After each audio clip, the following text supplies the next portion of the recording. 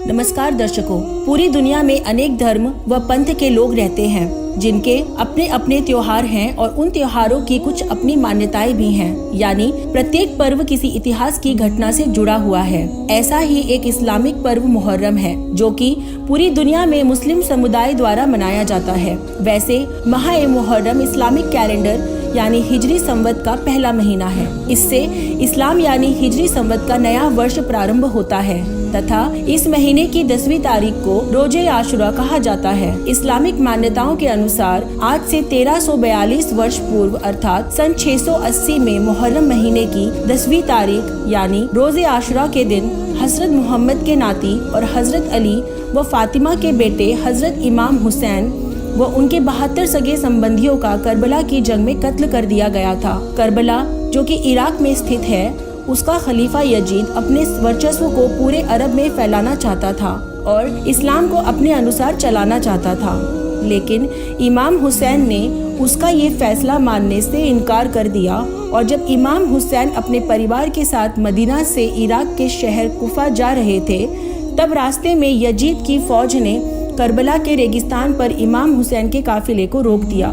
उस दिन मुहर्रम का दिन था। जब हुसैन का काफिला करबला के तपते रेगिस्तान पर रुका तो प्यास से व्याकुल हो उठा। इमाम ने देखा कि करबला के तपते रेगिस्तान में फरात अर्थात टिग्रिस नदी ही पानी का एकमात्र जरिया है, जिस पर यजीद की फौज ने हुसैन के काफिले पर पानी के लिए रोक लगा दी थी।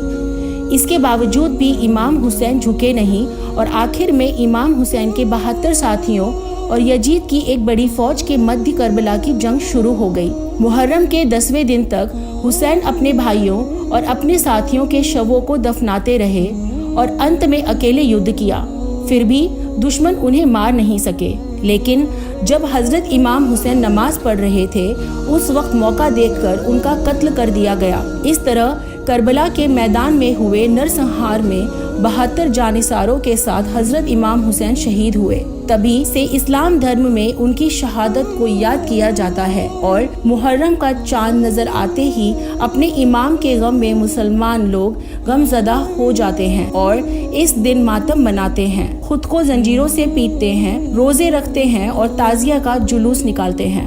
यहाँ आपको बता दें, इस्लाम धर्म की पवित्र आसमानी किताब तौरत, जबूर, इंजील और कुरान शरीफ में ऐसी किसी भी क्रिया का वर्णन नहीं है जिससे मुस्लिम समुदाय द्वारा मातम मनाना, ताजिया निकालना एक मनमानी क्रिया है, जिसके विषय में कुरान ज्ञानदाता कुरान मजीद सूरह अन-निसा 4 आयत नंबर 36 में कहता है कि अल्लाह की भक्ति करो, आन उपासना ना करो। यही प्रमाण पवित्र गीता अध्याय 16 श्लोक 23 में मिलता है कि शास्त्र विरुद्ध मनमुखी क्रियाओं से न सुख प्राप्त होता है और न ही जन्नत को प्राप्त होते हैं। वहीं मुसलमानों का यह मानना कि मुहर्रम के इस माह में अल्लाह की खूब इबादत करने व खूब रोजे रखने से आध्यात्मिक लाभ होता है, तो जानकारी के लिए बता दें कि अल्लाह की बंदगी का कोई विशेष दिन या महीना नहीं होता है, बल्कि अल्लाह बंदगी 8 पहर सोते जागते खाते पीते प्रत्येक श्वास में करनी चाहिए, क्योंकि अल्लाह कबीर जी फरमाते हैं, कबीर श्वास श्वास में नाम जपो, व्यर्थ श्वास मत खो, न जाने इस श्वास को आवन हो के न होए। नाम उठत नाम बैठत नाम सोवत जागरे, नाम खाते नाम पीते नाम सेती लागरे। दर्शकों, आध्यात्मिक मार्ग में बढ़ने से पूर्व हमें यह जानना बेहद जरूरी होता है कि अल्लाह ताला यानी पूर्ण परमात्मा कौन है तथा उसकी इबादत भक्ति की सच्ची राह क्या है। अब तक हजरत आदम से हजरत मोहम्मद तक अल्लाह के जितने भी रसूल पैगंबर हुए हैं, उन्होंने कुरान ज्ञान देने वाले अल्लाह को ही कादर अल्लाह, अल्लाह अकबर मानकर इबादत की है। जबकि बाखबर तत्वदर्शी संत रामपाल जी महाराज जी कुरान पाक का ज्ञान बताते हुए कहते हैं कि पैगंबर मोहम्मद को कुरान का ज्ञान देने वाला अल्लाह कुरान मजीद सूरह अस-सजदा 32 आयत नंबर 4 में कहता है कि वह अल्लाह कबीर ही है,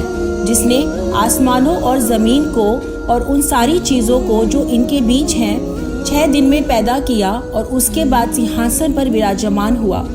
उसके सिवा न तुम्हारा कोई अपना है, न सहायक है और न ही कोई उसके जैसा है। फिर क्या तुम होश में न आओगे? साथ ही कुरान का ज्ञान देने वाले अल्लाह ने सूरह बकरा 2 आयत नंबर 255 में कहता है कि वह अल्लाह शाश्वत यानी अविनाशी है जो संपूर्ण जगत को संभाले हुए है। उसके सिवा कोई खुदा नहीं है तथा जमीन और आसमान में जो कुछ भी है उसी का है। इसके अलावा पवित्र कुरान शरीफ सूरत फुरकानी 25 आयत नंबर 52 से 59 में कुरान ज्ञानदाता कहता है, इस संपूर्ण कायनात की रचना करने वाला वह अल्लाह ताला कबीर है जिसने 6 दिन में सारी कायनात की रचना की और 7वें दिन तख्त पर जा विराजा। वही अल्लाह इबादत के योग्य है, वही परमेश्वर पूजा के योग्य है। इससे स्पष्ट है कि कादर अल्लाह जो संपूर्ण जगत को संभाले हुए है, सबका मालिक है, सृष्टि की उत्पत्ति करता है, जो कि वास्तव में खुदा है, जिसका नाम कबीर है। वह राजा के तुल्य मनुष्य सदृश है तथा वह कुरान ज्ञान बताने वाला अल्लाह से अन्य है। इस प्रमाण से मुस्लिम समुदाय का यह मानना कि अल्लाह बेचून यानी निराकार है गलत सिद्ध होता है। अल्लाह कबीर अपनी जानकारी देते हुए स्वयं भी बताते हैं, कबीर नाम जो बेदन में गावा, कबीरन कुरान कह समझावा, वाही नाम है सबन का सारा, आदि नाम वाही कबीर हमारा। कबीर हम ही अलग अल्लाह है, मूल रूप करतार, अनंत कोटि ब्रह्मांड का मैं ही सृजनहार। पवित्र कुरान शरीफ सूरत फुरकानी 25 आयत 59 में कुरान ज्ञान देने वाला अल्लाह हजरत मोहम्मद से कहता है कि जिस परमेश्वर ने 6 दिन में सारी कायनात की रचना की, वह अल्लाह कबीर बड़ा रहमान है।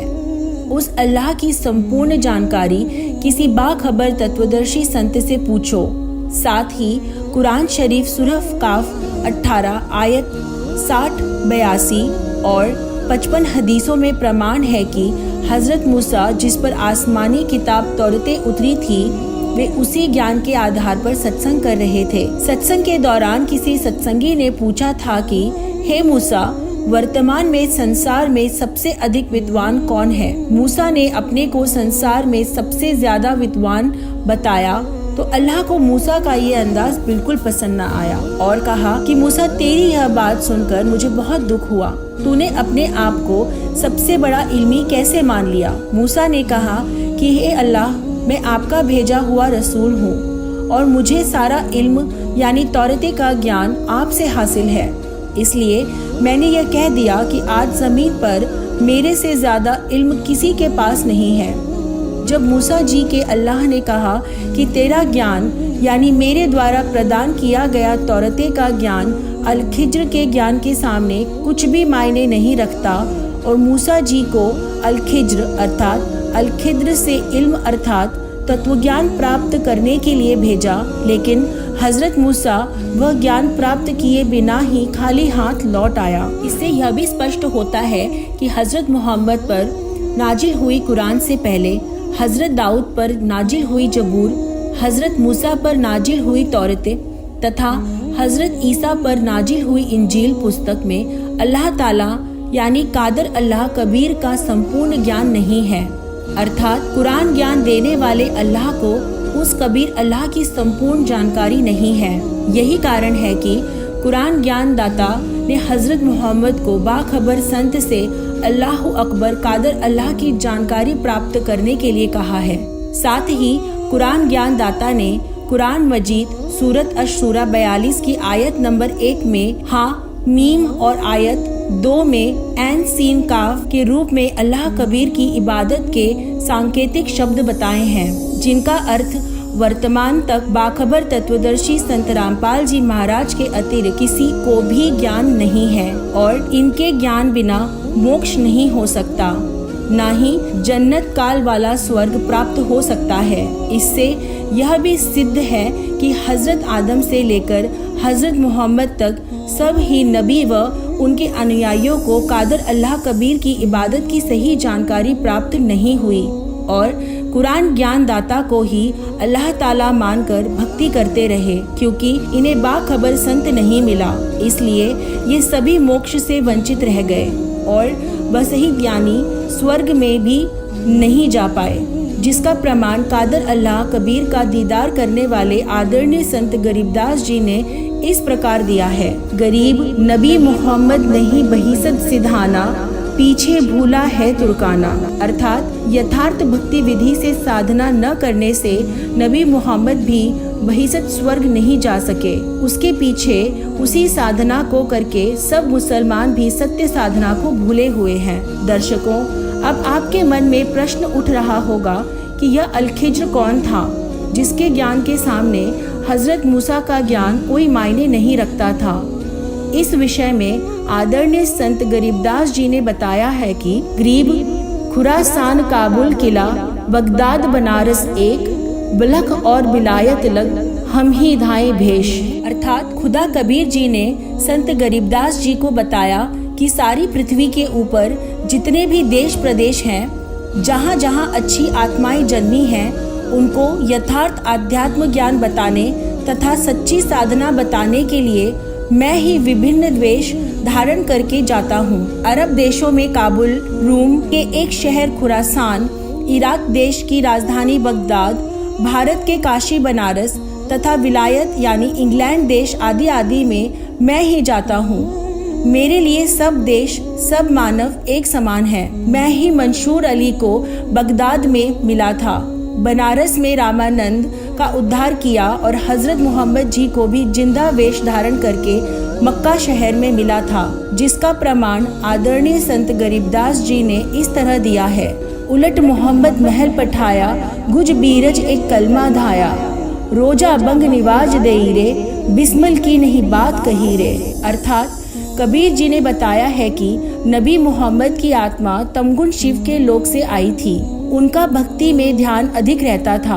जब उनको काल के भेजे फरिश्ते जबरील ने काल ब्रह्म वाला ज्ञान डरा धमकाकर बताया, जो हजरत मोहम्मद ने जनता तक पहुंचाया, जो अधूरा तथा काल जाल में फंसाए रखने वाला ज्ञान है। जब ये कबीर खुदा ने देखा कि नेक आत्मा मोहम्मद काल के जाल में फंस गए हैं, तब उसे मिला, यथार्थ ज्ञान समझाया। उनके आग्रह पर उनको ऊपर अपने लोक में जहाँ मेरा सिंहासन है लेकर गया। उसका शंकर द्वीप में दिखाया, जहाँ से वह पृथ्वी पर आया था। परंतु मोहम्मद ने सतलोक में रहने की इच्छा व्यक्त नहीं की, इसलिए वापस शरीर में छोड़ दिया। फिर भी मोहम्मद की समय समय पर गुप्त मदद करता रहा। दर्शकों, इन सभी प्रमाणों से सिद्ध है कि अल्लाह कबीर अर्थात अल्लाह अकबर की प्राप्ति रोजे रखने, मातम मनाने, खुद को जंजीरों से पीटने, जुलूस निकालने, ईद और मुहर्रम मनाने से नहीं होती, बल्कि बाखबर संत द्वारा बताई गई भक्ति विधि से होती है। आपको बता दें कि वर्तमान समय में पूरे विश्व में एकमात्र बाखबर तत्वदर्शी संत रामपाल जी महाराज जी हैं। उन्हें सर्व धर्म ग्रंथों तथा अल्लाह कबीर द्वारा दिए गए ज्ञान का इल्म है। वे कुरान पाक के साथ साथ सर्व पवित्र धर्म ग्रंथों का सच्चा ज्ञान पूरी दुनिया को प्रदान कर रहे हैं तथा उन्हीं के पास अल्लाह कबीर की सच्ची इबादत के वे मंत्र यानी कलमा हैं, जिनका संकेत कुरान मजीद सूरत अशूरा 42 की आयत नंबर 1 व 2 में किया गया है। इन मंत्रों से हमें अल्लाह का दीदार होता है और जन्नत यानी जहाँ सर्व सुख हैं, जिसे संतों ने सत्यलोक कहा है, प्राप्त होता है। इसलिए इस्लाम धर्म के सभी अनुयायियों से अनुरोध है कि हम सभी यहाँ काल यानी शैतान के लोक में फंसे हुए हैं, जो कि हमें कष्ट प्रदान करता है। इसलिए समय रहते अल्लाह ताला कबीर को पहचान लेने में ही भलाई है। बाखबर तत्वदर्शी संत रामपाल जी महाराज जी वास्तविक तत्व ज्ञान को जानने वाले बाखबर संत हैं। उन्हें पैगंबर समझो या अल्लाह का रूप, दोनों एक ही बात है। उनकी शरण में जाने से ही हमारा कल्याण है। साथ ही तत्वज्ञान जानने के लिए बाखबर संत रामपाल जी महाराज जी द्वारा लिखित पवित्र पुस्तक मुसलमान नहीं समझे ज्ञान कुरान पढ़ें, ताकि आप कुरान पाक को अच्छे से समझकर कबीर अल्लाह की सही इबादत प्रारंभ कर सकें।